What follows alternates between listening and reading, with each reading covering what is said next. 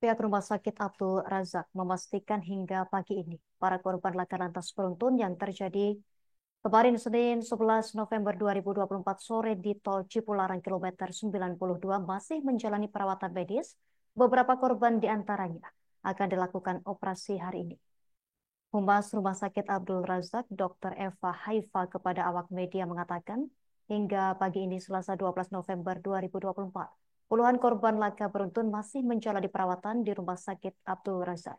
Untuk informasi lebih lengkapnya pemirsa, kita telah terhubung bersama rekan Ahya Nurdin, jurnalis Tribun Jabar. Rekan Ahya Nurdin, silakan informasi lebih lengkapnya dari Anda. Baik, terima kasih Pak Justina. Baik, hari ini pihak Rumah Sakit Abdul Rojak masih merawat sekitar 22 korban kecelakaan beruntun di Tol Cipularang yang terjadi kemarin sore dan sejauh ini 22 orang tersebut merupakan rata-rata terdiri dari 7 diantaranya masih tergolong anak-anak dan sisanya orang dewasa.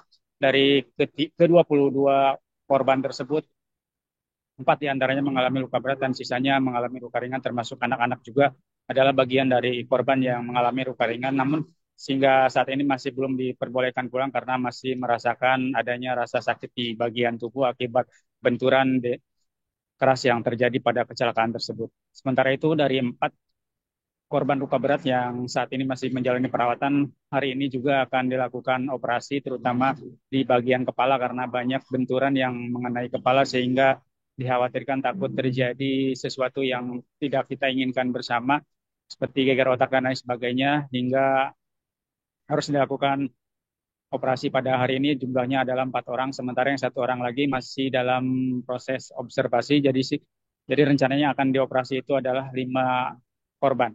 Dan tadi pihak Jasara Harja juga sudah melakukan kunjungan atau menjenguk para korban yang masih dirawat di Rumah Sakit Abdul Rojak ini. Sementara untuk sisa korban lainnya, mereka sudah diperpulangkan dan hal tersebut karena permintaan dari pihak keluarga sendiri yang menginginkan anak keluarganya untuk dibawa pulang dan untuk dirawat di tempat tinggalnya masing-masing. Dan sehingga saat ini ke-22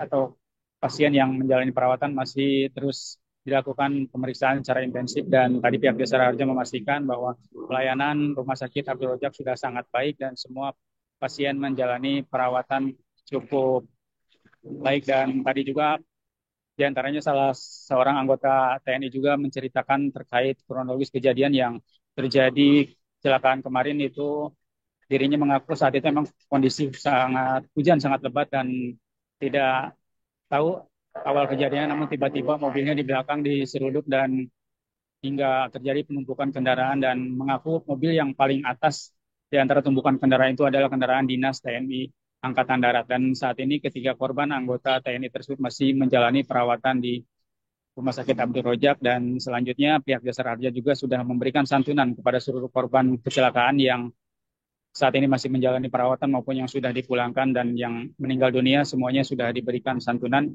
Yang mengalami luka-luka diberikan santunan sebesar 20 juta rupiah, namun akan dilanjutkan dengan program BPJS Kesehatan jika memang memerlukan perawatan selanjutnya. Sementara yang korban jiwa sudah dibawa pulang dan sudah diberikan santunan sebesar 50 juta oleh pihak Jasara Harja kepada pihak keluarga korban sendiri. Namun hingga saat ini belum bisa dipastikan seluruh korban kapan akan dipulangkan karena memang kondisinya sebagian besar mengalami luka benturan yang cukup lumayan terjadi banyak memar-memar di bagian tubuh terutama tadi yang bisa kami pantau langsung adalah anak-anak yang ada yang berusia diantaranya 3 tahun mengalami luka di bagian tangan dan selalu menangis karena merasakan sakit di tubuhnya. Namun sejauh ini pihak rumah sakit masih terus menangani dan korban juga khususnya anak-anak mengalami trauma yang cukup berat dan pihak kepolisian dari Polres Purwakarta beserta Jasara Harja sudah menurunkan tim trauma healing untuk menghibur anak-anak agar melupakan kejadian atau kecelakaan yang menimbulkan puluhan korban tersebut. Namun hingga saat ini warga atau pasien dari keluarga korban masih terus berdatangan untuk menjenguk warganya yang menjadi korban kecelakaan tersebut dan sehingga saat ini juga awak media masih terus menunggu info terbaru terkait proses kecelakaan ini. Sementara untuk sopir sendiri saat ini juga masih menjalani perawatan dan belum ditahan oleh pihak kepolisian karena memang mengalami luka ringan tapi Sejauh ini memang sang supir tidak bisa jalan karena mengalami memar di bagian pinggul dan kaki sehingga harus terus menjalani perawatan dan selalu diawasi oleh pihak kepolisian dari Satlantas Polres Purwakarta. Baik, demikian laporan langsung dari Rumah Sakit Abdul Rojak Purwakarta. Balik ke studio. Terima kasih rekan Ahya Nurdin, jurnalis Tribun Jabar atas laporan dari Anda. Kami nantikan informasi terupdate selanjutnya rekan. Selamat bertugas kembali. Melengkapi berita ini pemirsa, kami tampilkan wawancara wartawan kami bersama pihak terkait. Untuk secara keseluruhan dari kapalnya sendiri itu untuk 8 diantaranya semalam itu mereka dirujuk ke rumah sakit domsili karena sesuai dengan atas permintaan dari masing-masing itu. Kemudian untuk yang pertama itu di 21 itu dengan ini kemudian kemudian saya adalah berat. Nah yang luka berat ini di antaranya ada yang akan rencana operasi itu ada 5.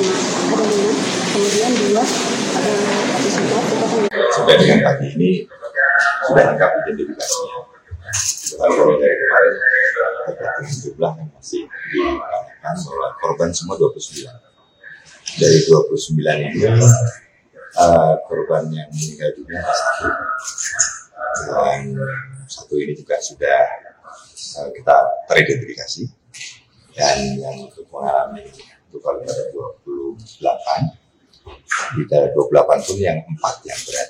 Download Tribun X sekarang, menghadirkan lokal menjadi Indonesia.